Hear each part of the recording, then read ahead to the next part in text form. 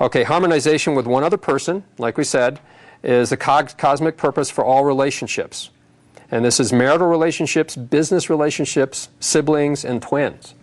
So if you're not harmonizing with your business partner, then you're not achieving a greater exponential energy use. But if you do, then you know, it's no different than in a personal relationship. But business relationships do get personal, that you do share energy.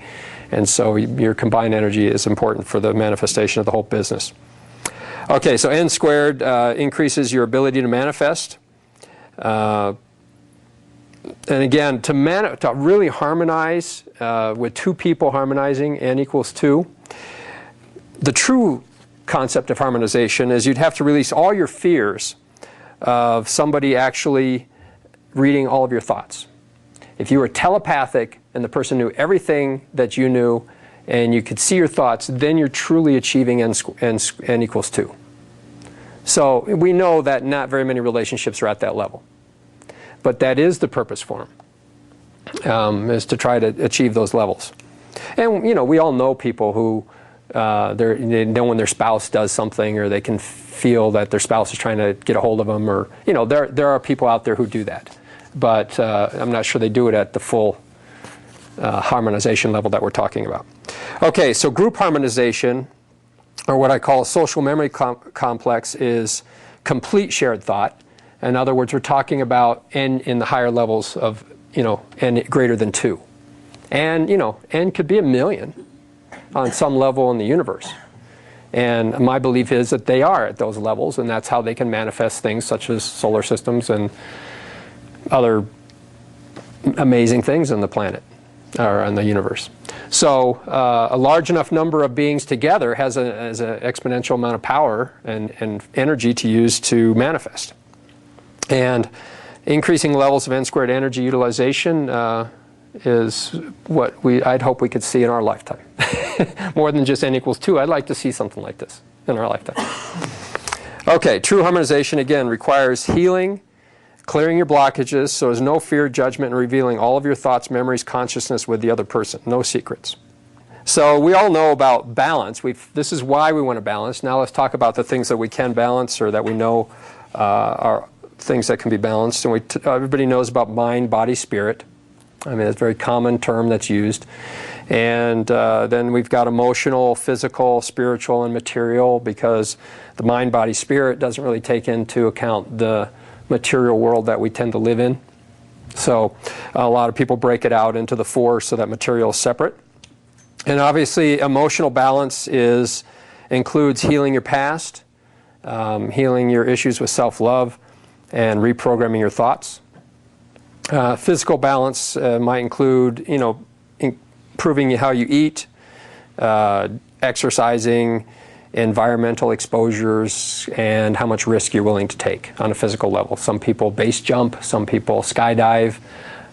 They have higher risks than going probably, well, maybe not than driving around town, but anyway, you can get the point, is that one of the things to balance is how much risk you need to take versus how much risk you're willing to take.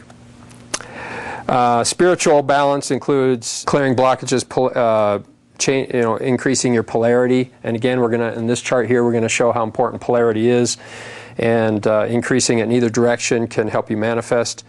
Learning from your experiences, centering, meditation, and finding inner peace. On the material level, of course, having a good perspective on your needs is important, so that you can manifest a balanced material world. Having an enjoyable job, and harmonic goals. In other words, some people say, well, I'm going to win the lottery next week, and they don't. Well, I mean, was it realistic to be, you know, just fantasizing about that, or were they really able to manifest that? And that's what you come down to, is it's important to have some harmonic and realistic goals when you're understanding manifestation. Okay, your emotional state affects all other aspects of balance. You can imagine why. We already talked about, if you're traumatized emotionally, you program your physical body, so obviously you're affecting your health. If you're emotional, if you have emotional issues, you can not do good work at your job, or, you know, have problems manifesting wealth. And so, and of course, if you have emotional issues, you might not be willing to sit down long enough to work on your spiritual balance. So emotional is important for all, it affects them all, but spiritual growth heals all aspects of balance. Now, I would not have known that had I not gone through this myself. But all I ever tried to do is achieve a higher level of spiritual growth. I didn't care about money, I didn't care about the spiritual gifts, and I wasn't concerned about anything else but becoming a better person. And through that process, everything else happened by itself, which was kind of a revelation to me. I was like, oh, that's cool. So I don't really have to think about money as much as, you know, we're taught. I don't have to think about money at all. And that was a total revelation.